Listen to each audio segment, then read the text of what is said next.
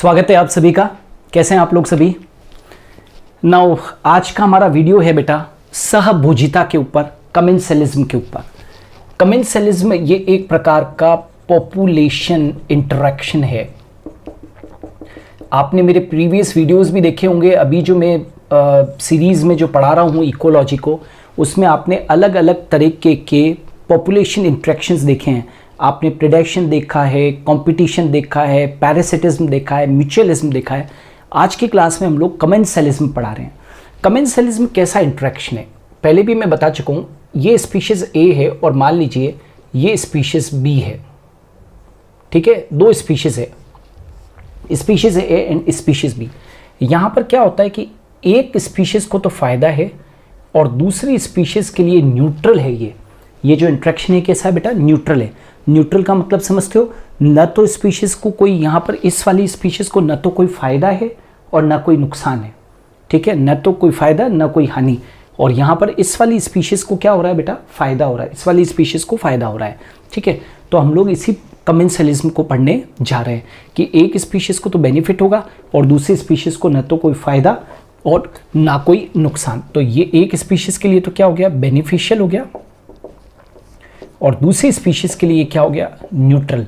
ना तो बेनिफिशियल और ना डेट्रीमेंटल, ना तो फायदेमंद और ना ही हानिकारक। तो इसको हम पढ़ रहे हैं सहभोजिता। हम इस सहभोजिता को कम से कम भी 4 उदाहरणों के द्वारा समझाने की कोशिश करते हैं। कम से कम भी मिनिमम 4 उदाहरण दूंगा। सबसे पहले एक एग्जाम्पल देते हैं बेटा, डेट इज एक ऑर्किड प्लांट का, orchid plant found on mango tree. एक एग्जाम्पल लेते हैं, orchid plant found on mango tree. आप सब जानते हैं कि ऑर्किड प्लांट जो होता है बेटा, ऑर्किड प्लांट ये एक एपीफाइट है। ये कैसा है बेटा, एपीफाइट है, यानी कि ये अधिपादप है। ये ऑर्किड प्लांट कैसा है, एपीफाइट है, जो आम के पेड़ से, आम के पेड़ से पोषण प्राप्त नहीं करता,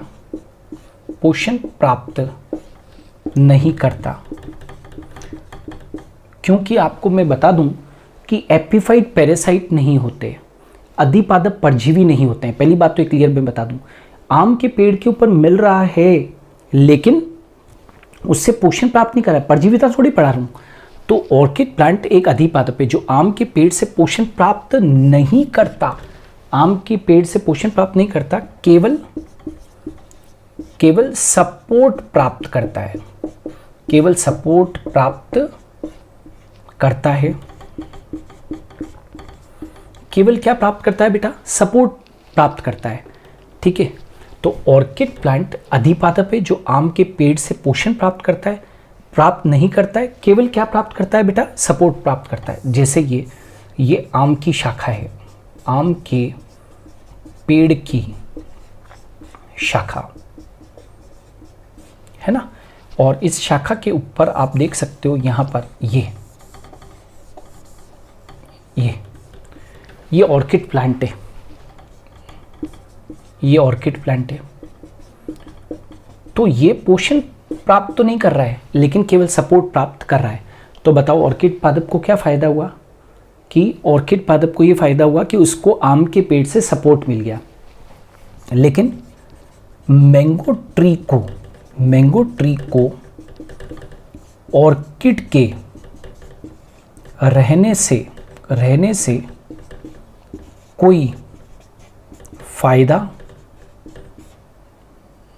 राइट, या फिर कोई के रहने से कोई बेनिफिट या कोई फायदा या हानि नहीं होती। अब भाई मैंगो ट्री के ऊपर ऑर्किड पादप है तो मैंगो ट्री को कोई फर्क नहीं पड़ रहा है। हाँ, परजीवी होता तो मैंगो ट्री को नुकसान हो सकता था, लेकिन यहाँ पर न तो कोई मैंगो ट्री को न फायदा न नुकसान। तो इसको तो बेटा हो गया फायदा और इसके लिए कोई फायदा नहीं, कोई नुकसान नहीं। केवल इसको क्या फायदा हुआ ऑर्किड पादप को, कि उसको आम के पादप से सपोर्ट प्राप्त हो गया। तो बताओ जल्दी से, इसमें एक को फ़ायदा और दूसरे के लिए न्यूट्रल हुआ कि नहीं हुआ? मेरे ख्याल से क्लियर है, पहला पॉइंट क्लियर है बेटा। चलो अब अगला आते हैं सहभोजिता का। सहभोजिता या कमेंसलिज्म का एक और उदाहरण मैं आपके सामने लेता हूँ, और वो है अब की बार जो सेकंड एग्जाम्पल ले रहे हैं बेटा, मैंने कहा ना मैं 4 एग्जाम्पल से प्रूव करने की कोशिश करूँगा। सेकंड एग्जाम्पल ले रहे हैं बैरनेकल।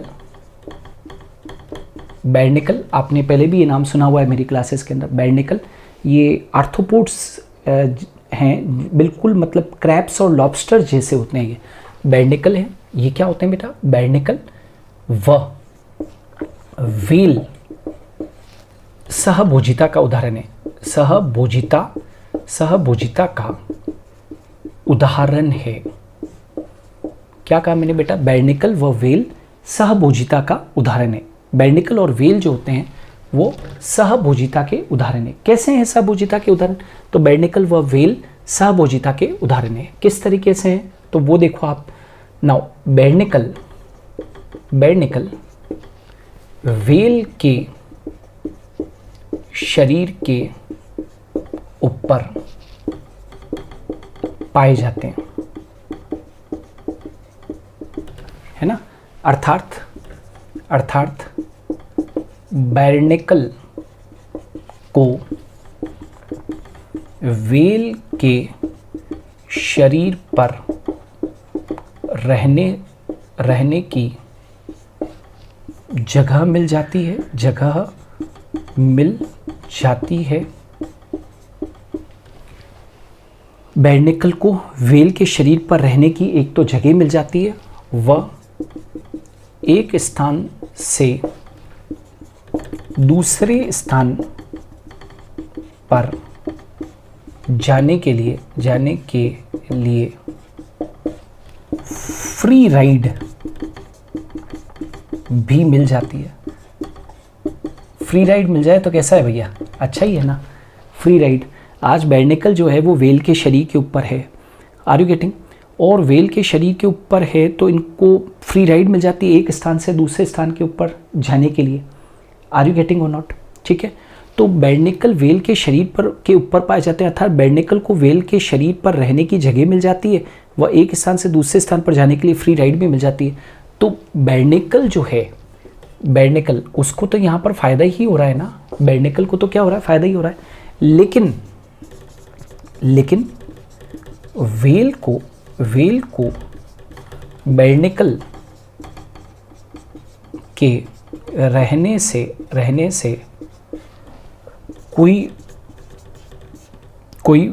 फ़ायदा या हानि नहीं होती। लेकिन व्हेल को बैरनेकल के रहने से न तो कोई फ़ायदा है न कोई नुकसान है। अरे भाई व्हेल बहुत बड़ा शरीर है ना। बैरनेकल जो होते हैं वो, ये जो बैरनेकल होते हैं वो व्हेल के शरीर के ऊपर हज़ारों किलो वजन बढ़ा देते हैं उसका, लेकिन व्हेल खुद ही टनों वजनी होती है तो उसके ऊपर उस वजन का भी कोई असर पड़ता नहीं है। तो लेकिन व्हेल को बैरनेकल के रहने से कोई फ़ायदा या हानि नहीं होती। साथ के साथ ये भी देखा गया है कि बैरनेकल्स को छोटा मोटा फूड भी वहाँ पर क्या हो जाता है? अवेलेबल हो जाता है। ठीक है, व्हेल के शरीर पर। ऑलराइट, तो ये भी आप लोगों को ध्यान रखना है। इज इट क्लियर और नॉट? तो यहाँ पर जो व्हेल हुई उसके लिए ये वाला जो है एसोसिएशन वो कैसा हुआ? न्यूट्रल। और बैरनेकल के लिए क्या हुआ? बेनिफिशियल हुआ। क्लियर है? दूसरा एग्जाम्पल क्लियर।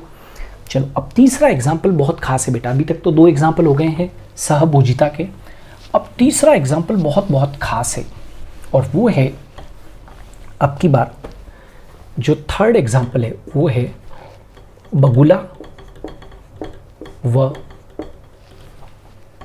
चरने वाले मवेशी के बीच सहभोजिता पाई जाती है। सहभोजिता पाई जाती है ना। मतलब commensalism is found between egret एक बर्ड है ना, बगुला जिसको कहते हैं, between egret and grazing kettles, right. गांवों में आमतौर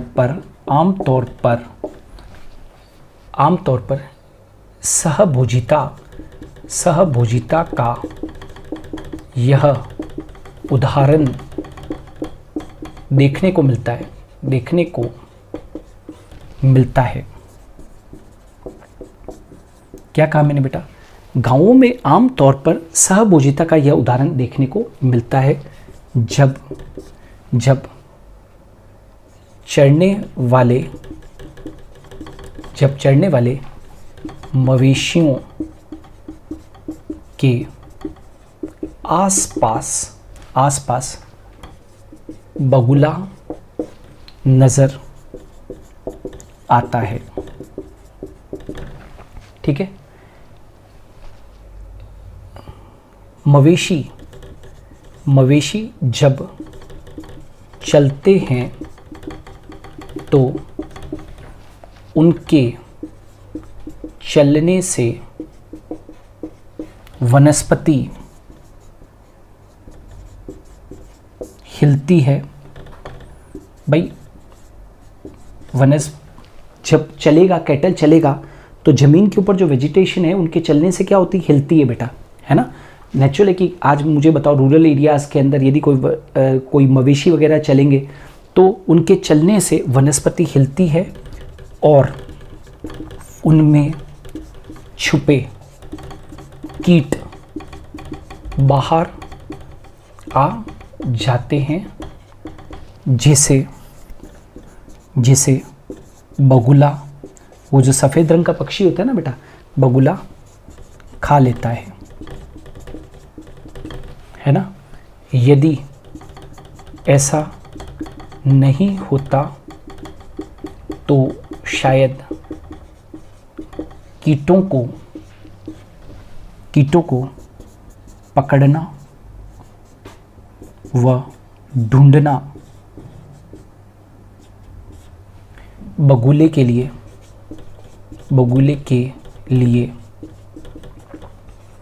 मुश्किल हो जाता। बगुले के लिए क्या हो जाता बेटा? मुश्किल हो जाता। ठीक है। इस सहजीवन में बगुले को फायदा हुआ है, लेकिन चढ़ने वाले मवेशी को बगुले से कोई फायदा या नुकसान नहीं होता। कोई फ़ायदा या नुकसान नहीं होता है। तो बताओ जल्दी से, ये वाला जो है बेटा, यहाँ पर अब अपने देखेंगे कि यहाँ पर प्लस कौन हो गया? बगुला, यानी कि वो एग्रेट बर्ड, वाइट कलर की जो बर्ड होती है वो, उसको तो फ़ायदा हो गया। लेकिन जो दूसरा है, जो कैटल है, उसके लिए ये एसोसिएशन कैसा है? न्यूट्रल है। न तो उसको कोई फ़ायदा ना कोई नुकसान। आपने गाँवों में देखा है क्या कभी कि भैंस या गाय चल रही होती है तो कभी कभी या तो बगुला उसके पास में होता है, हमेशा ही बगुला उसके पास में ही रहेगा। Are you getting? या कभी कभी तो ऐसा भी देखा गया है कि भैंस या गाय के ऊपर आकर बैठ जाता है, बिल्कुल पास में आ जाता है। क्यों? क्योंकि जब कैटल्स चलेंगे, जब वो चढ़ते हैं, तो वो जब चलेंगे ना, तो जो वनस्पति हिलती है, उनके पैरों के दबने से, चलने से वनस्पति हिलती है, तो उसके अंदर जो छुपे हुए कीट होते हैं वो ज़मीन से क्या निकलते हैं? बाहर होते हैं। तो जैसे वो कीट बाहर निकलते हैं तो बगुला आके फटाक से उनको क्या कर लेता है? खा लेता है। वरना बगुले के लिए मुश्किल हो जाता कि कीटों को ढूंढना या उनको बाहर निकालना। ठीक है। तो बगुले को फ़ायदा हुआ कि नहीं हुआ? उस वाइट कलर का जो बगुला है उसको तो हो गया फ़ायदा, लेकिन इस बगुले के कारण उस कैटल को बगुले के आसपास रहने से आज उस कैटल को, उस मवेशी को कोई फ़ायदा या कोई नुकसान नहीं है। तो इस प्रकार के सहचर्य को हम क्या कह रहे हैं? सहभोजिता कह रहे हैं। आर यू गेटिंग और नॉट बेटा? ये क्लियर है। चलो अब एक और एग्जांपल ले लेते हैं लास्ट में। मैंने कहा था आपको कि कुल मिलाकर मैं आपको 4 उदाहरण दूंगा। अब एक एग्जांपल जो नेक्स्ट आ रहा है वो भी बहुत महत्वपूर्ण है, और वो आ रहा है सी एनीमोन का, है ना। अगला जो उदाहरण आ रहा है कहता है किसका है बेटा, सी एनीमोन का। सी एनीमोन, सी एनीमोन का एग्जांपल आ रहा है। ये जो सी एनीमोन होता है ना बेटा, सी एनीमोन, इस पर दंशक स्पर्शक पाए जाते हैं। समझते हो दंशक स्पर्शक क्या होते हैं? स्टिंगिंग टेंटिकल्स पाए जाते हैं। इस कारण इन जीवों के पास कोई नहीं आता, है ना। मतलब इनको खाने नहीं आएगा क्योंकि इनके ऊपर दंशक स्पर्शक पाए जाते हैं। तो ये दंश की तरह सामने वाले यदि कोई इनको खाने की कोशिश करेगा तो उसके ऊपर आ जाएंगे। अब क्या होता है, इस सी एनीमोन की शरीर सतह पर क्लाउन मछली, इसको इंग्लिश में ऐसे लिखते हैं क्लाउन फिश। इस सी एनीमोन की शरीर की सतह पर क्लाउन मछली दंशक रुमों के बीच बीच में पाई जाती है। सी एनीमोन व क्लाउन फिश का यह सहजीवन सहभोजिता कहलाता है। क्या कहलाता है बेटा? सहभोजिता, यानी कि कमेंसेलिज्म। क्या कहलाता है? कमेंसेलिज्म कहलाता है। कमेंसेलिज्म कहलाता है। इसमें क्लाउन फिश को फायदा होता है क्योंकि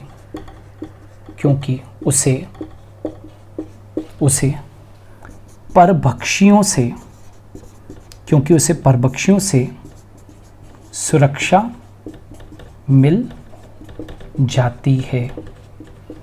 क्योंकि सी एनीमोन पर क्या पाए जाते हैं बेटा?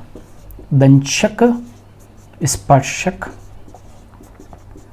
पाए जाते हैं।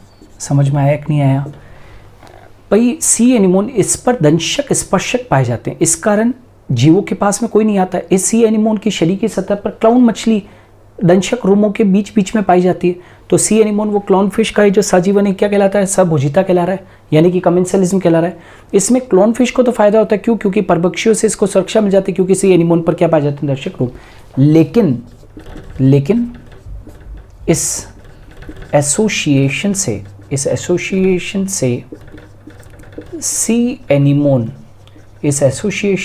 सी एनीमोन को कोई फायदा या नुकसान नहीं होता। क्या कहा बेटा मैंने? क्या कहा? इस एसोसिएशन से सी एनीमोन को न तो कोई फायदा और न कोई क्या होता है बेटा? नुकसान होता है। तो इसका मतलब ये हुआ कि ये जो कमेंसेलिज्म है इसमें फायदा किसको हुआ? क्लाउन फिश को, जो उसके शरीर पर पाई जा रही है। लेकिन जो दूसरा एसोसिएशन में जो दूसरा मेंबर है सी एनीमोन, उसको इस एसोसिएशन से न तो कोई फायदा हुआ और न ही क्या हुआ? नुकसान हुआ। तो हम बार बार बस यही कहने की कोशिश कर रहे थे इन चारों उदाहरणों से बेटा कि ये एक ऐसा एसोसिएशन है जिसमें एक स्पीशीज को फायदा होगा और दूसरी को न तो कोई फायदा न कोई नुकसान। ऐसे एसोसिएशन को, ऐसे सहजीवन को हम सहभोजिता के नाम से जानते हैं। क्लियर? तो ये था बेटा कमेंसेलिज्म। ये क्या था? कमेंसेलिज्म। इकोलॉजी के ऊपर मैंने सीक्वेंस में बहुत सारे वीडियोस और भी अपलोड कर रखे हैं, उनको देखिए। लगभग मैंने अपने चैनल के ऊपर अभी तक 840 वीडियो के करीब डाल दिए हैं, हिंदी और इंग्लिश मीडियम दोनों के अंदर, है ना। आप अपने कॉन्सेप्ट्स को क्लियर करने के लिए जो नए सब्सक्राइबर्स हैं वो प्लेलिस्ट के अंदर जाइए बेटा, जो जिसको कंफर्टेबल लगता है, इंग्लिश लगता है तो इंग्लिश, हिंदी लगता है तो इंग्लिश, उन वीडियो को आप ज़रूर देखें, राइट। और इन वीडियोस को शेयर भी कीजिए, क्योंकि मेरा हमेशा से ये मकसद रहा है कि बच्चों के पास में जितने ज़्यादा बच्चों के पास में एजुकेशन पहुँचे उतना बड़ा अच्छा रहेगा, राइट। हम लोग हमारे लाइव बैचेस तो चला रहे हैं बहुत लो कॉस्ट के ऊपर, आप सभी जानते हैं, लेकिन यूट्यूब के ऊपर भी आपको फ्री वीडियोस मैं अवेलेबल करवाता रहूँगा। ऐसा नहीं है कि हम वहाँ पर लाइव बैच में पढ़ा रहे हैं तो यूट्यूब के ऊपर काम करना छोड़ देंगे, नो। यदि मैं पहले 10 वीडियो बनाता था तो अब आपके लिए सप्ताह में और ज़्यादा बनाऊँगा, उससे भी ज़्यादा वीडियोज़ बनाऊँगा। हम ज़्यादा से ज़्यादा आप लोगों के लिए मेहनत करेंगे, क्योंकि एक ही ध्येय है कि आप लोग पढ़ें और आगे बढ़ें। सो आज के लिए इतना ही, थैंक यू।